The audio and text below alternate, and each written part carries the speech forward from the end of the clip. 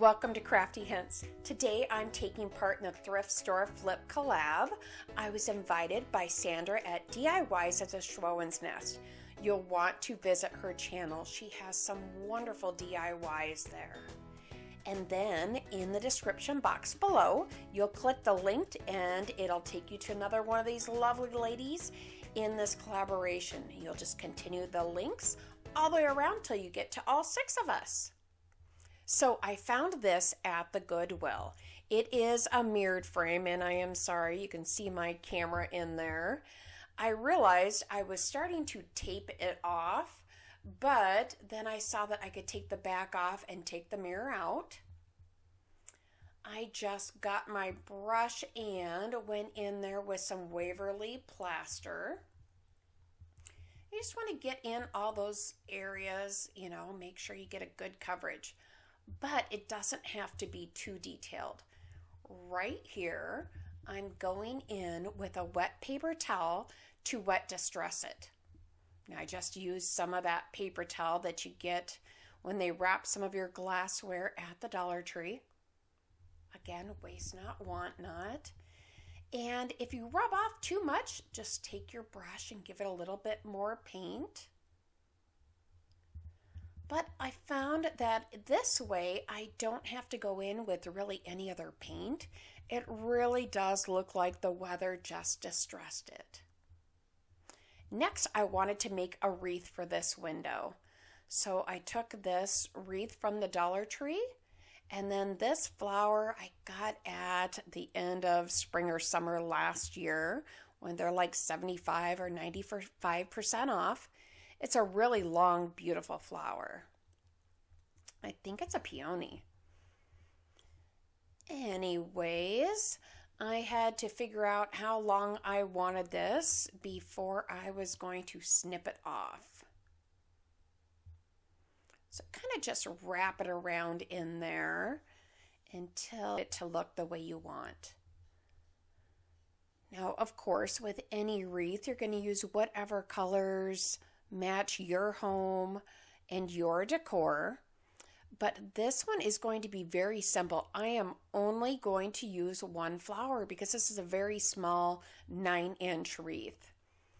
And then I decided that I would end up using lamb's ear to go in and just accent it.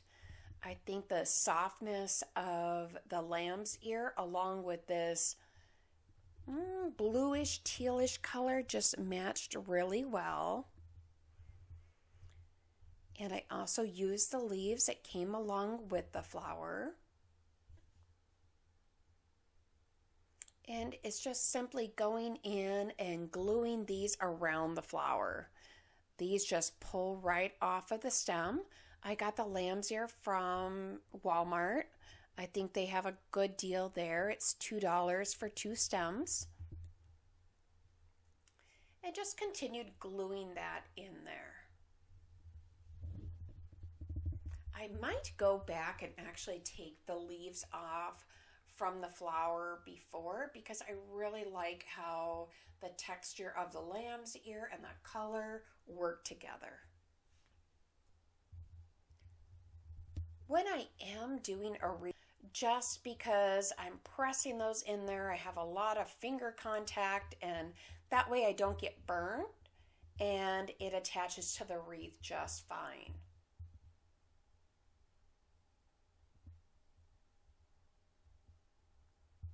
There are other flowers that you might be able to just shove right in the wreath without even needing any glue. But I kind of continue with the lamb's ear until I get it to how I want it. I thought about putting a bow on there, but it just felt like less is more. So then I took the frame and was deciding, will I put a nail there? How am I going to hang this up? And I ended up with just one of the removable hooks from the Dollar Tree, and I hung it up. So far, I think I'm going to leave the mirror out, but I might go back and pop it in there.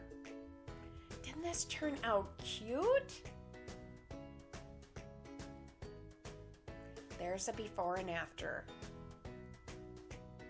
DIY number 2. Okay, so I found this bunny at the Goodwill when I was shopping, and this bow was on there very tightly. I tried different ways to get it off. Finally, I used my heat gun, and then I just pried it off. As you can see, this bunny is really shiny. So I decided to use some chalk paint.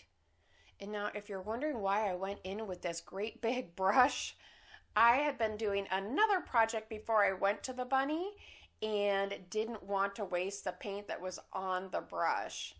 That's why my wax paper is also folded over. I did get a little bit on his eye, so I took a Q-tip and wiped that off. But basically, yes, use a smaller brush. That would be a much wiser idea. So I just covered the whole bunny in, I used ivory on the bunny. And I just totally covered him up and went in with a fine brush for those areas that you want to be careful around his eyes and nose and things like that. Now tell me, would you have totally covered him up? Would you have done the eyes and everything? Or do you kind of like the eyes the way they are? I was trying to decide. And then I decided I kind of liked how he was originally, so I gave him a light coat. This is ballet slipper from Waverly, and I used a little bit of that ivory and mixed with it to make it even lighter. So just a little bit of a coat in his ears. Then I took a fan brush and wanted to kind of fan that in there, kind of like hairs, just to make it even softer. I was trying to decide what am I going to do with this area in the back of him. Cute to just put a little plant in there. It does go and has a slit kind of all the way up his back. So a succulent wouldn't have really worked, but a real plant might have worked in there nicely. So I'm just going back in, touching up some areas that tend to shine here or there. And I did go back over his eye with some Waverly ink because the eye was still shiny as well. So I decided that looked a little bit odd when I was looking at the rest of him that was so matte.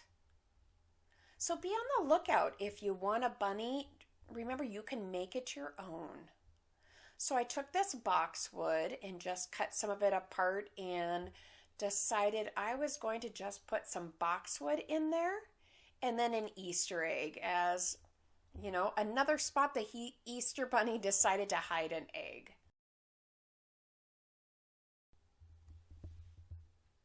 Hopefully this inspires you the next time you see something in the thrift store, or maybe you have something in your home that you've kind of tucked away. Just remember, you can flip that and make something new.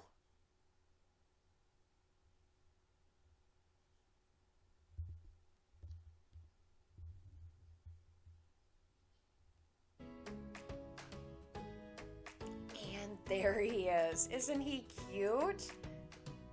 Aw, so fun. Project number 3. Okay, I have this vase and it does not match my decor, but it's a really nice vase. It's got those ripples in there, and I started out thinking, okay, I can cover this in some chalk paint. And I go in there and it's not so bad. It's kind of covering, but I know it's going to take a bunch of coats. So I kind of scrapped that idea and I painted it in a matte white. Next, I went in with some ivory, and this is the first time I used that brush, really. I had filmed this one sooner, but I realized once it started to dry, I could take this brush and go back over it when it was almost dry, and it gave it that extra texture. Now I'm just tapping the brush with some truffle on there to give it just a little bit of a splatter, kind of a old ceramic sort of look. Just like some older pottery was the idea. I might even just go in with a little bit of a darker cream color on those ripples, just to make it just a little bit more aged. And I found these cherry blossoms at the Dollar Tree.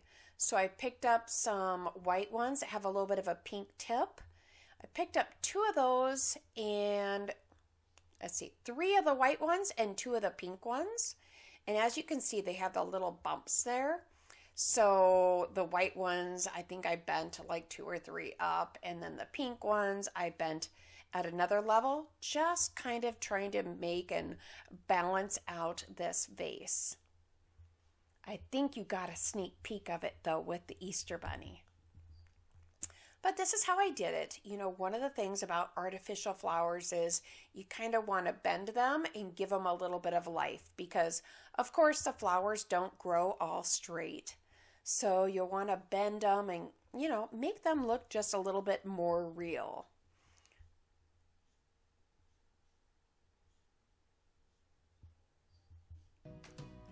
I do want to thank you for watching these videos. If you've enjoyed it, I hope that you'll hit that like button and subscribe and hit the bell so when I do release new videos, you'll get notified. And don't forget to look at the other ladies. Oh, I think this turned out so nice. So go to the description box below. You're going to click that link and it'll take you to the next person in this collab. Thank you so much.